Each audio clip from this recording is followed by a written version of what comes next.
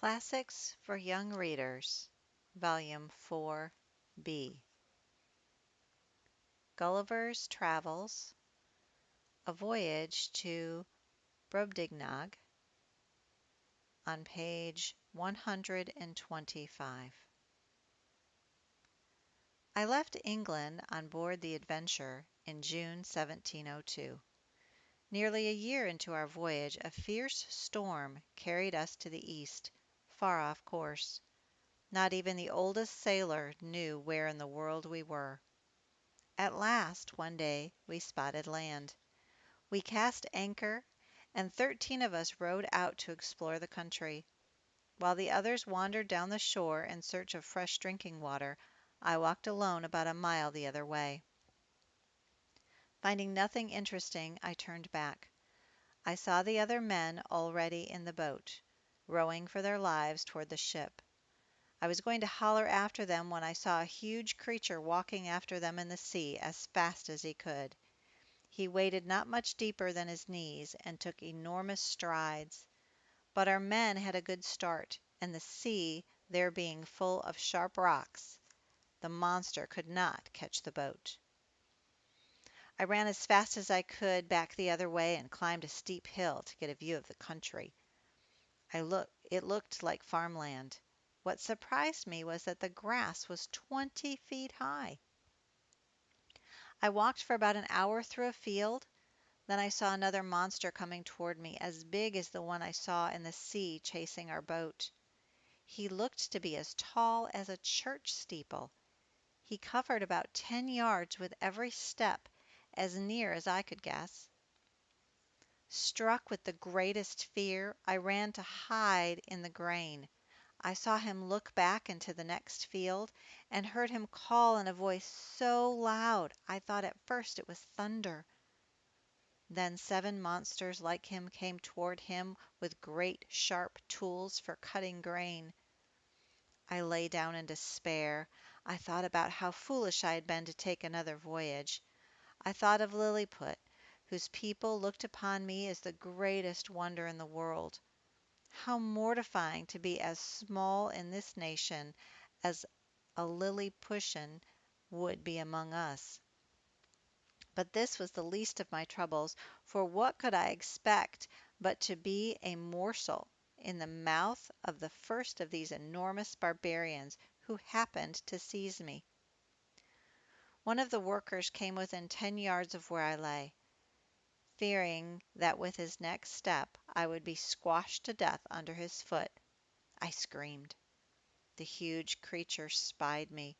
Cautiously, like someone trying to lay hold of a small, dangerous animal that might scratch or bite, he picked me up between his finger and his thumb. He put me in his pocket and ran with me to his master, who placed me softly on the ground on all fours.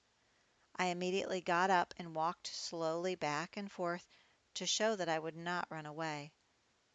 They all sat down in a circle to watch me. I pulled off my hat and made a low bow to the farmer.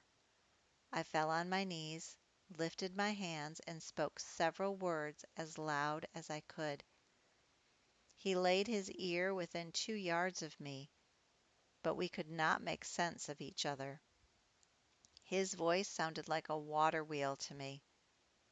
He carried me home in his handkerchief. When he showed me to his wife, she screamed and ran back as if she had seen a spider.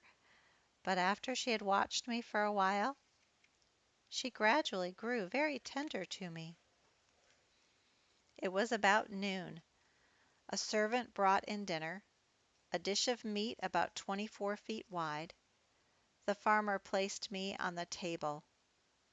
I was in a terrible fright, and I kept as far as I could from the edge. The wife cut up a bit of meat, crumbled some bread, and placed it before me. I bowed to her, took out my own knife and fork, and began to eat, which delighted them. The wife filled a small cup, which held about 3 gallons. I lifted it with difficulty and drank to her good health. They laughed so hard I almost I was almost deafened by the noise. My master, the farmer, made a sign for me to come to him. As I walked on the table, I stumbled against a crust and fell flat on my face. I got up immediately and, seeing their concern, waved my hat to show I was not hurt. My master's youngest son, a boy about 10 years old, picked me up by the legs and held me so high in the air that I trembled all over. His father snatched me from him and boxed his ear, ordering him to leave the table. I feared, however, that now the boy would have a grudge against me, for I knew well how mischievous children can be to sparrows, rabbits, kittens, and puppies. So I fell on my knees and showed I wished the boy to be pardoned. I went to him and kissed his hand, and his father made him stroke me gently.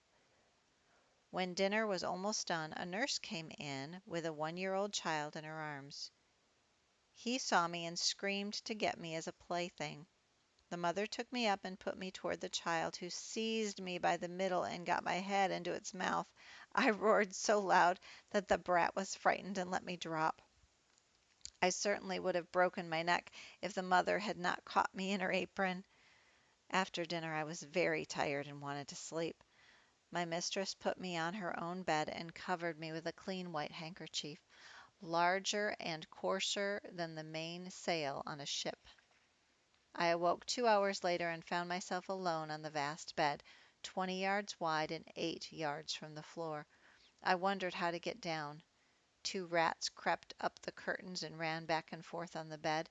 One of them came almost to my face. I rose in fright and drew my sword to defend myself.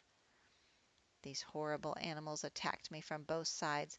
One put his front feet on my collar, but I ripped up his belly before he could harm me. He fell down at my feet. The other escaped, but not before I wounded him. I walked back and forth on the bed to catch my breath. These creatures were the size of large dogs, but far more nimble and fierce. If I had taken off my sword before I went to sleep, I surely would have been torn to pieces and eaten.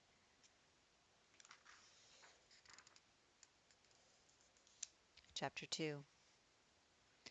My mistress had a daughter 9 years old, a child expert with her needle and skillful at dressing her dowel. She and her mother prepared the doll's cradle for me to sleep in. The cradle was placed on a shelf safe from the rats. This was my bed while I stayed with those people. I gradually became more comfortable as I learned their language and was able to make my own wants known. The girl was good-natured and not more than 40 feet high, being small for her age. She called me Grildig, which means little man. Soon everyone took up the name. It began to be talked about in the neighborhood that my master had found a strange animal in the field, shaped exactly like a human creature and also acting like one.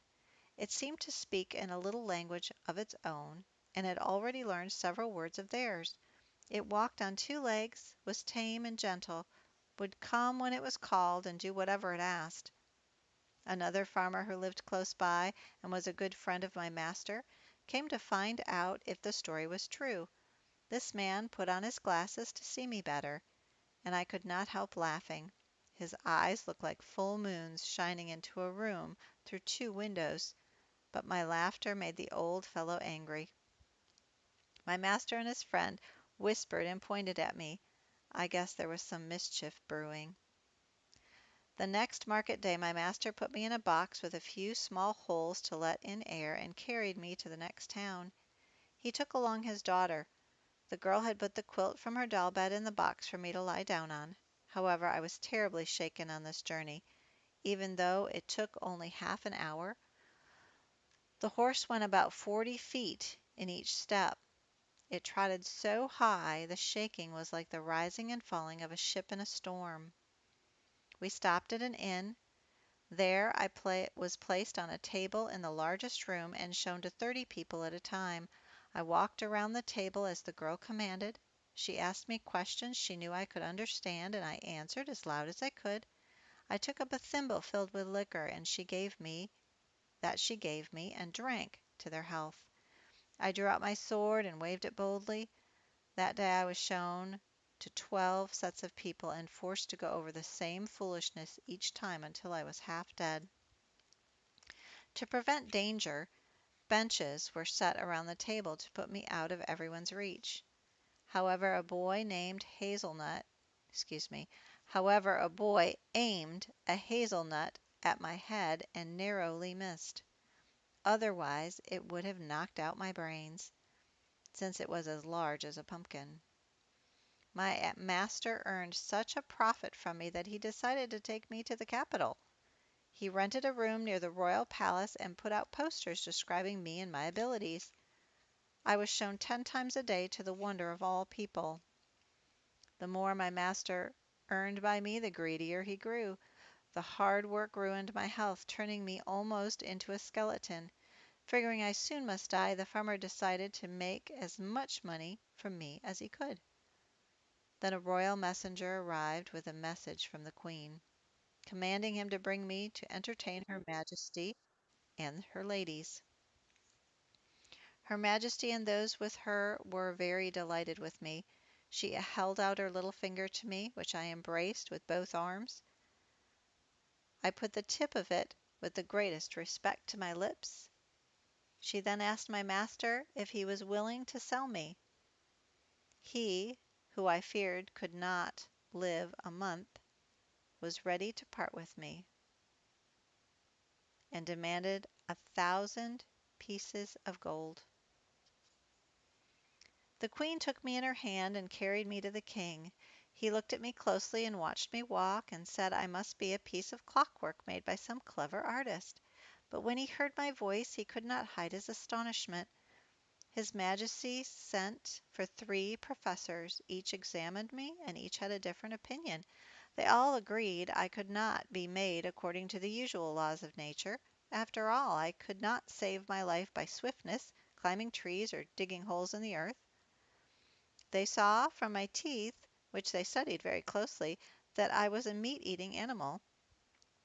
Yet they could not imagine how I might feed myself unless I ate snails and insects. I asked to be heard. I told His Majesty that I came from a country that had millions of people like me, where the trees, animals, and houses all suited our size. There I was able to defend myself and find food as well as any of his subjects could do here. At this the professors only sneered. They claimed that the farmer must have made up a story for me to tell. The queen ordered the thinnest silks to make me clothes. To me they were as thick as blankets and very awkward until I got used to them. Her Majesty became so fond of me that she could not dine without me.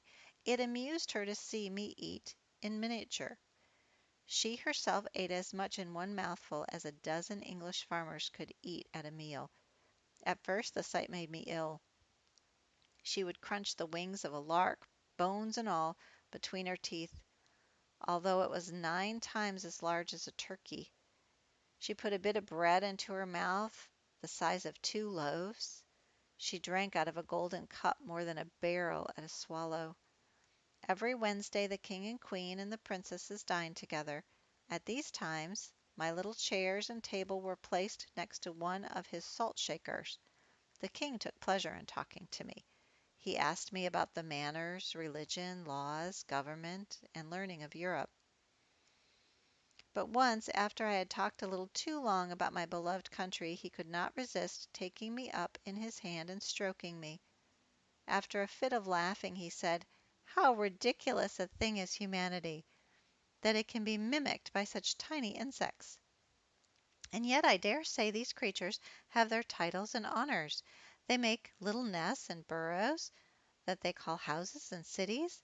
They have fashions, they fall in love, they fight, they argue."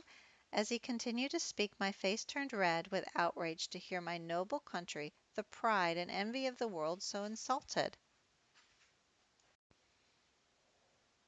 The queen often teased me for my fearfulness. She used to ask whether the people of my country were as great cowards as myself. My fears, however, were with good reason, as I shall now explain. The kingdom called Brobdingnag is pestered by flies in the summer. These disgusting insects, each of them as big as a pigeon, hardly let me eat dinner, with their constant humming and buzzing about my ears. They would sometimes land on my food and leave their droppings or eggs, plainly visible to me, though too small for the natives of that country to see. Sometimes they would sting me on my nose or forehead, and they stank. To defend myself against these hateful animals, I tried to cut them to pieces with my knife as they flew. My skill at this was much admired.